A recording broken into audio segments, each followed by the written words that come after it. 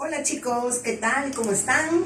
Nuevamente juntos para continuar con nuestras divertidas clases de literatura, ¿sí? Recuerden que la literatura es el arte de la expresión verbal, y nada más ni nada menos con esta hermosa profesora Janet Sangama Ramírez. En el día de hoy vamos a ver un tema que da relación a los temas anteriores. Recuerden que ya hemos estado viendo lo que son los géneros literarios, ¿sí? Los géneros literarios pues van a ser grupos o categorías que la literatura utiliza para clasificar a sus obras, ¿sí? De acuerdo a su estructura y al contenido. Y estos géneros, pues, ¿cuáles eran? El género épico o narrativo, el género lírico, el género dramático y el género didáctico. Luego de estos géneros, hemos visto también que son las figuras literarias. Miren, las figuras literarias, a diferencia de los géneros literarios, pues son recursos lingüísticos o de la palabra que utiliza el escritor o el autor, pero con una finalidad. Esto lo utilizan para embellecer su obra, ¿sí? Y también para darle mayor expresividad al texto. Dentro de las figuras literarias, pues, habíamos visto en dos grupos, ¿no? Las de dicción, ¿sí? Las de forma o dicción y las de significado o de pensamiento. Y cada uno de estos tenía varias figuras literarias. Hay que recordar que son más de 50 figuras literarias, pero hemos visto de esas 50 figuras literarias, hemos visto las más importantes, como son pues la hipérbole, el hipérbato, ¿sí? El retruécano, el símil, etc. En base a eso, en base a conociendo lo que es un género literario, conociendo lo que son las figuras literarias, entonces nosotros vamos a entrar netamente a cómo hacer un análisis literario. Pero debemos partir de que un análisis literario contiene un texto literario. Y este texto literario a la vez va a emplear las figuras literarias, ¿sí? Ya nosotros sabemos las figuras literarias. Ahora, para hacer este análisis literario, tenemos que saber nosotros que partimos de elementos grandes. Estos elementos grandes cada vez van a tener otros subelementos que poco a poco van a irse haciéndose más pequeños. Pero debemos resaltar, ojo, debemos resaltar en este análisis literario que se hace el análisis literario de la obra, más no de la vida del autor. Por ejemplo, si yo voy a leer Romeo y Julieta de William Shakespeare, yo tengo que hacer el análisis literario de la obra. Debo conocer, sí, algo del autor, algo de su biografía, ¿no? Pero lo que yo voy a analizar es la obra, ¿verdad? Entonces, para eso vamos nosotros a identificar netamente lo que es un análisis literario.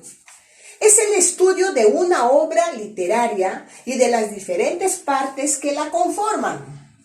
Gracias al análisis literario se puede conocer qué recursos utilizó el autor de una obra en particular y con qué intención estos recursos los empleó y qué tuvo en consideración a la hora de escribir su obra.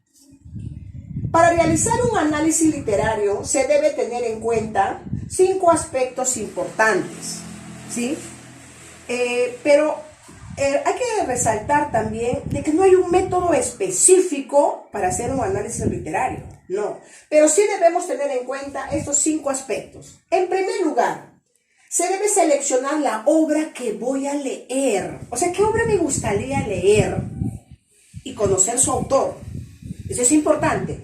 En segundo lugar, es que a esta obra, si yo lo seleccioné porque me gusta, lo debo leer atentamente y tomar apuntes o tomar notas, haciendo subrayados, resaltando lo que dice cada personaje, ¿sí?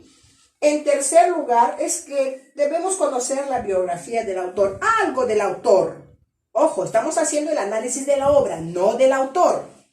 Y en cuarto lugar, debo identificar el género y la especie literaria. ¿Qué género? Es épico, narrativo, lírico, dramático, etcétera, ¿sí?